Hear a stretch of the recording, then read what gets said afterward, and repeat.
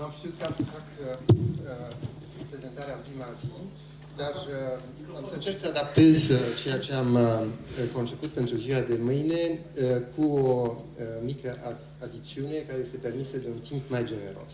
Deci lucrez la Institutul de Antropologie Francis Rainer al Academiei, care este o instituție cu o structură compozită, deci se ocupă și de antropologie morfologică, deci corpul uman, și de antropologie culturală și socială. Cel mai mare antropolog al României se numește Mircea Eliade.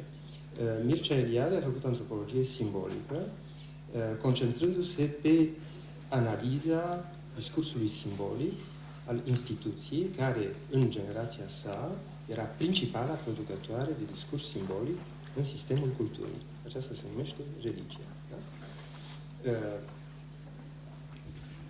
În generația actuală, principala instituție care produce mesaj simbolic este arta. Arta abstractă este, prin factura, programul, vocația artiștilor, o instituție care inventă limbaje.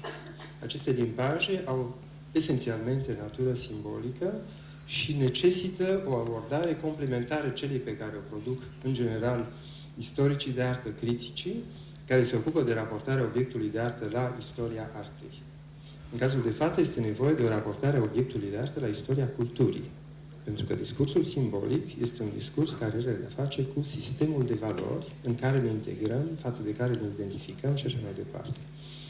Un rezultat al acestor cercetări, pe care le-am inițiat acum 25 de ani, este o monografie care a fost publicată anul trecut, se cheamă Brâncuș, limbajele materiei.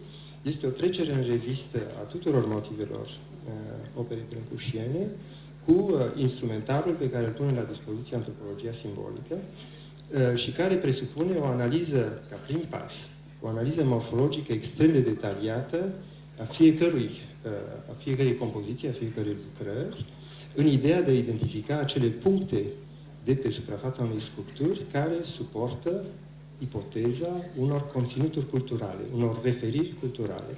Vreau să spun că, din punct de vedere al unor astfel de analize, care sunt analize hermeneutice, compozițiile brâncușiene complexe admit până la 40 de puncte de codificare pe o compoziție. Ori în momentul în care dispui de 40 de puncte care înseamnă ceva, sculptura devine text. Asta înseamnă hermeneutică. Da? Hermeneutica s-a aplicat de obicei la decriptarea textelor din scriptură și așa mai departe. Poate fi transferată către o hermeneutică de obiect, decriptarea informației culturale încifrată în obiect. În momentul să identifici care este discursul plastic subiacent unei compoziții, nu este vorba de o decriptare exhaustivă, să ne înțelegem bine. Este vorba de un alt nivel de analiză. În general, critica, așa cum a fost practicată în cazul lui Brâncuș de 100 de ani, folosește 4, 5, 6 argumente pentru o piesă, da? ca să clădească o interpretare. Dacă de la 4, 5 sar la 20, la 30, la 40, se ajunge la alt prag. Nu este probabil ultimul, dar este alt prag. Iar să zicem, corolarul acestui tip de demers este posibilitatea, deci, pe de o parte, de a citi care este simbolismul fiecărei lucrări brâncușiene, a identifica în principal lexicul brâncușian, lexicul sculptural subiacent operei, a interpreta opera, a identifica care sunt conexiunile de la un motiv sau de la o sculptură la cealaltă. Pe baza aceasta se poate stabili o hartă a imaginarului brâncușian. Poftim? Da.